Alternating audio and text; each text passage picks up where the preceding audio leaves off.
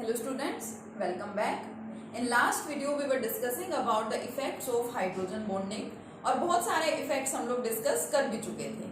आज का जो हमारा कंसेप्ट है, आज हम लोग क्या पढ़ेंगे, आज हम पढ़ेंगे about lower density of ice. आप लोग स्टार्टिंग से ही छोटी क्लासेस से ही एक क्वेश्चन पढ़ते आ रहे हैं that ice floats on water. जो आइस है वो वाटर पे फ्लोट करती है, उसका रीजन आप लोग बताते थे it is due to lower density of ice. Ice की डेंसिटी कम होती है, that's why ice floats on water. लेकिन उसका एग्जैक्ट रीजन क्या है? एग्जैक्ट रीजन का मतलब कि आपने ये तो बता दिया आइस की डेंसिटी कम है, लेकिन आइस की डेंसिटी कम होती क्यों है? क्या रीजन है कि हम बोल देते हैं कि आइस की डेंसिटी कम है? इसको किस तरह से समझा जाता है, आज हम लोग यही डिस्कस करेंगे। क्या पढ़ने वाले हैं हम लोग? Lower density of ice. आज मैं आपको एक्सप्लेन करूंगी about lower density of ice.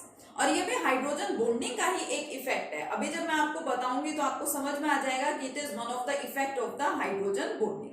अब लोअर डेंसिटी है आइस की, इसको हम लोग आइस के स्ट्रक्चर की हेल्प से अच्छे से समझ सकते हैं। किस तरह से कि जो आइस है वो क्या है? आइस के अंदर बहुत सारे वाटर मॉलिक्यूल्स, हम बोल सकते हैं infinite number of water molecules present है और वो एक दूसरे के साथ अटैच्ड है। एक दूसरे के साथ जब large number of water molecules attached है तो सिंपल सी बात है कि उनके अंदर हाइड्रोजन बॉन्ड बन रहा होगा, और वो सॉलिड फॉर्म में जब होता है उसको हम लोग क्या बोलते हैं? आइस बोलते हैं। तो हमें सबसे पहले आइस का स्ट्रक्चर बनाना सीखना है। देखो आइस में large number of water molecules हैं। डिफरेंट बुक्स में से आप लोग स्ट्रक्चर को देखेंगे तो डिफरेंट मेथड्स है बनाने के। यहाँ मैं जो आपको बनवा रही हूँ सबसे सिंपलेस्ट स्ट्रक्चर बनवा रही हूँ, ठीक है? क्या किस तरह से आपको स्ट्रक्चर बनाना है, सिर्फ आप इसको ध्यान रखेंगे। सबसे पहले तो आपको पता है आइस के अंदर क्या है? Large number of water molecules present है। तो हमें यहाँ पे वाटर मॉलिक्यूल्स को रिप्रेजेंट करना है। मान लीजिए ये हमारा फर्स्ट मॉलिक्यूल, देखना कैसे बना रही हूं मैं। वाटर क्या होता है? दो हाइड्रोजन एटम्स और एक ऑक्सीजन, ऐसे मैंने रिप्रेजेंट कर दिया। ऑक्सीजन ने दो हाइड्रोजन एटम्स के साथ क्या बनाए होते हैं? कोवेलेंट बॉन्ड बनाए होते हैं। एक मॉलिक्यूल यहाँ पे होता है, दूसरा मॉलिक्यूल यहाँ पे, ये ऑक्सीजन एटम, इसके साथ फर्स्ट हाइड्रोजन, इसके साथ सेकेंड हाइड्रोजन, इसके जस्ट सामने दूसरा oxygen atom, first hydrogen, second hydrogen और एक इसके नीचे। मतलब मैंने यहाँ पे जो वाटर का स्ट्रक्चर बनाया है, वाटर का स्ट्रक्चर मतलब यहाँ पे मैं जो आइस का स्ट्रक्चर रिप्रेजेंट कर रही हूँ उसके लिए मैंने कौन सा पैटर्न ये फॉलो किया है?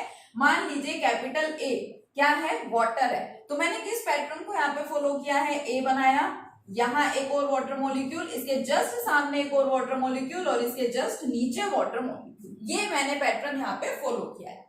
अब देखिए हमें एक बात सिंपल सी पता है कि कोवेलेंट बॉन्ड्स तो यहाँ पे बने हुए हैं, लेकिन जब large number of water molecules एक दूसरे के क्लोज आ जाते हैं तो उनके अंदर हाइड्रोजन बॉन्ड भी बनते हैं। हाइड्रोजन बॉन्डिंग का कंसेप्ट हम लोग पढ़ चुके हैं। इसकी ज्यादा इलेक्ट्रोनेगेटिविटी है ऑक्सीजन की, उस वजह से यहाँ पे ऑक्सीजन और हाइड्रोजन में बॉन्ड बन गया। सिमिलरली यहाँ पे बॉन्ड बन जाता है ऑक्सीजन और हाइड्रोजन में। यहाँ ऑक्सीजन है, यहाँ हाइड्रोजन है, जहां जहां ये दोनों एटम्स एक दूसरे के साथ प्रेजेंट है इलेक्ट्रोनेगेटिविटी डिफरेंस अराइज होता है और उस वजह से यहाँ पे एक वीक बॉन्ड बनना स्टार्ट हो जाता है and this weak bond is known as the hydrogen bond. ये हम लोग लास्ट लेक्चर में भी पढ़ चुके हैं। अब इसके अंदर देखिए मैंने यहाँ पे सिर्फ 4 वाटर मॉलिक्यूल्स दिखाए हैं। आप और स्ट्रक्चर को एक्सपेंड करना चाहे और कर सकते हैं। यहाँ पे एक और वाटर मॉलिक्यूल आ सकता है, ऊपर एक और वाटर मॉलिक्यूल आ सकता है। तो आप जितने भी वाटर मॉलिक्यूल्स यहाँ पे एक्सप्लेन करना चाहें कर सकते हैं, ठीक है? मैंने यहाँ पे सिंपल से 4 वाटर मॉलिक्यूल्स की हेल्प से मैं आपको ये समझा रहा हूँ। तो चारों में मैंने आपको यहाँ पे हाइड्रोजन बॉन्ड भी दिखा दिया। अब देखिए होता क्या है, आइस का हम लोग यहाँ पे कंपैरिजन कर रहे हैं आइस एंड वाटर का। कंपैरिजन का मतलब हम क्या एक्सप्लेन कर रहे हैं यहाँ पे कि आइस फ्लोट्स ऑन वाटर। तो अभी तो मेरे पास यहाँ पे आइस है, मुझे यहाँ पे इसको वाटर में कन्वर्ट करना है। सबसे पहले मैं इन दोनों को आपस में रिलेट करना चाह रही हूँ, तो ये मेरे पास आइस है। तो सिंपल सी बात है, आइस वाटर में कब कन्वर्ट होगी? अगर मैं इस आइस को क्या कर दूं? हीट करूं, ठीक है? इस आइस को क्या किया जाएगा? हीट किया जाएगा। जब भी किसी सब्सटेंस को हीट करते हैं तो आपको पता है उनके अंदर जो बॉन्ड्स प्रेजेंट होते हैं वो बॉन्ड्स क्या हो जाते हैं? ब्रेक हो जाते हैं। आइस के अंदर 2 टाइप के बॉन्ड्स प्रेजेंट हैं। एक आपके पास ये जो सोलिड लाइन से रिप्रेजेंट कर रखे हैं कोवेलेंट बॉन्ड, और एक जो डॉटेड लाइन से रिप्रेजेंट किए हुए हैं ये क्या है? Hydrogen bond. हम लोग पढ़ चुके हैं कि hydrogen bond is weak bond as compare to the covalent bond. Hydrogen bond क्या होता है? वीक होता है, इसलिए वो आसानी से ब्रेक हो जाता है कोवेलेंट बॉन्ड से पहले। तो देखिए आइस जो है, अब आइस का आप लोग स्ट्रक्चर बना सकते हैं, जितने भी वाटर मॉलिक्यूल्स अरेंज करेंगे उसका स्ट्रक्चर इसी टाइप का बनेगा। इस स्ट्रक्चर को हम लोग क्या बोलते हैं, केज लाइक स्ट्रक्चर। आइस का स्ट्रक्चर कैसा होता है, cage like structure. Ice has cage like structure. When ice is heated, अब आइस को आप हीट करेंगे तो फिर क्या होगा, हाइड्रोजन बॉन्ड जो कि वीक बॉन्ड है वो ब्रेक होना स्टार्ट हो जाएगा। ये बॉन्ड मान लीजिए यहां से टूट गया, ये वाला टूट गया, ये हाइड्रोजन बॉन्ड, ये हाइड्रोजन बॉन्ड। अब मान लो इनके बीच में जो बॉन्ड्स है वो क्या हो गए, ये ब्रेक हो गए। सपोज मैंने इन बॉन्ड्स को क्या कर दिया, हटा दिया। अब ये बॉन्ड्स क्या हुए, ब्रेक हुए। बॉन्ड ब्रेक होने से क्या होता है, ये मॉलिक्यूल्स एक दूसरे के क्लोज आ जाते हैं, जिसको हम लोग क्या बोलते हैं, द स्ट्रक्चर कोलैप्सेस। स्ट्रक्चर क्या हो जाता है, कोलैप्स हो जाता है। कोलैप्स होने का मतलब सिकुड़ जाना, इकट्ठा हो जाना। इकट्ठे हो जाने का मतलब एक दूसरे के क्लोज आ जाना। हम आइस को जब रिप्रेजेंट करेंगे तब हमें ये डॉटेड लाइंस हटानी नहीं है, क्योंकि हम आइस का स्ट्रक्चर ही बता रहे हैं। ये मैंने आपको समझाने के लिए हटाई थी कि जब हम लोग आइस को हीट करते हैं तो यहाँ पे हाइड्रोजन बॉन्ड जो कि वीक हैं as compare to the covalent bond, ये पहले ब्रेक हो जाते हैं। इसकी वजह से स्ट्रक्चर कोलैप्स हो गया। आइस को आपने हीट किया तो फॉर्मेशन किसकी हुई, वाटर की फॉर्मेशन हुई, यानी सॉलिड को आपने हीट किया और क्या मिल गया आपको, लिक्विड मिल गया। अब यहाँ पे कंसेप्ट अच्छे से समझना जो मैं आपको बोलना चाह रही हूँ। यहाँ पे देखिए आइस है, आइस का स्ट्रक्चर आप लोग देख चुके हैं, केज लाइक स्ट्रक्चर होता है। उसको आपने हीट किया और हाइड्रोजन बॉन्ड टूट गए, स्ट्रक्चर आपका क्या हो गया है, कोलैप्स हो गया। जब आइस था तो आइस की देखिए वॉल्यूम कितनी सारी है, ठीक है। ये सारी वॉल्यूम क्या है, आइस की। आइस ने जितना स्पेस ऑक्यूपाई कर रखा है वो इसकी वॉल्यूम है। जब वो वाटर के अंदर कन्वर्ट होगी तो मैं कह रही हूँ स्ट्रक्चर कोलैप्स हो गया। कोलैप्स होना में सिकुड़ जाना, यानी कि वॉल्यूम क्या हो गई होगी, यहाँ पे कम हो गई होगी। तो हम क्या बोल सकते हैं, आइस के केस में वॉल्यूम इज मोर। अगर हम लोग यहाँ पे आइस की बात करते हैं तो आइस के केस में वॉल्यूम क्या होती है, ज्यादा होती है। और जब आइस वाटर के अंदर कन्वर्ट हो गई, लिक्विड वाटर के अंदर, तो स्ट्रक्चर कोलैप्स हुआ, जिसकी वजह से वॉल्यूम क्या हो गई, डिक्रीज हो गई। एक रिलेशन हम लोगों ने सिंपल सा पढ़ रखा है, रो यानी कि density is equal to mass upon volume. जिसकी वॉल्यूम ज्यादा उसकी डेंसिटी कम, और जिसकी वॉल्यूम कम उसकी डेंसिटी ज्यादा। तो यही रीजन है, आइस के स्ट्रक्चर की वजह से हम लोग एक्सप्लेन कर सकते हैं इस टर्म को कि लोअर डेंसिटी आइस की क्यों होती है। आइस का स्ट्रक्चर होता है केज लाइक। इसको थोड़ा अच्छे से समझना, काफी इंपॉर्टेंट है ये और एग्जाम में पूछा जाता है, ठीक है। आइस का स्ट्रक्चर कैसा होता है, केज लाइक स्ट्रक्चर होता है। जब हम उसको हीट करते हैं तो स्ट्रक्चर कोलैप्स हो जाता है।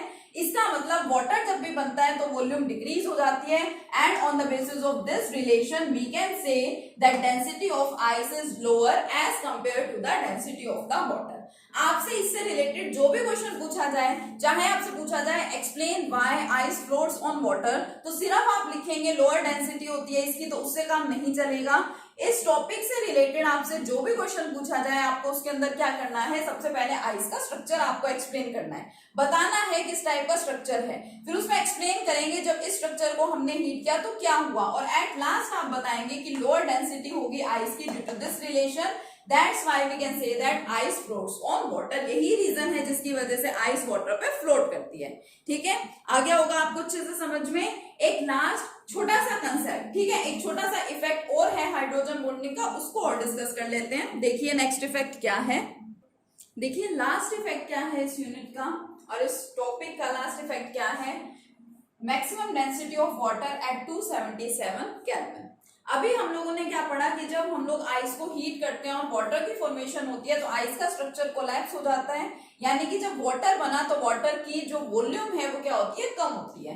वाटर की जब हम लोग बात कर रहे हैं तो इट हैज लो वॉल्यूम, ठीक है, या फिर हम लोग बोले कि जो वॉल्यूम है वो डिक्रीज होनी शुरू हो जाती है जब वाटर की फॉर्मेशन होती है। तो वॉल्यूम अगर डिक्रीज हो रही है तो डेंसिटी क्या हो रही थी, बढ़ रही थी, डेंसिटी इंक्रीजेस।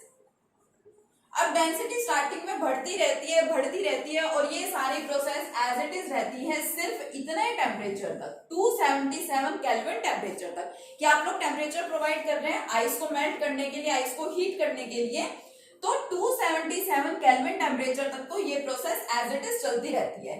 लेकिन जैसे ही ये वाला टेम्परेचर पहुंचता है, इस टेम्परेचर के ऊपर जितनी डेंसिटी होती है वही डेंसिटी मैक्सिमम है। इससे ज्यादा जब आप लोग टेम्परेचर बढ़ा देंगे तो डेंसिटी बढ़ती नहीं है, अपोजिट प्रोसेस होती है। उसका क्या रीजन है कि अगर हमने टेम्परेचर को थोड़ा सा बढ़ाया 277 केल्विन की जगह अगर हमने टेम्परेचर को कर दिया 278 केल्विन, तो जो आइस है, आइस के अंदर एक कोवेलेंट बॉन्ड प्रेजेंट था और दूसरा साथ में प्रेजेंट था हाइड्रोजन बॉन्ड।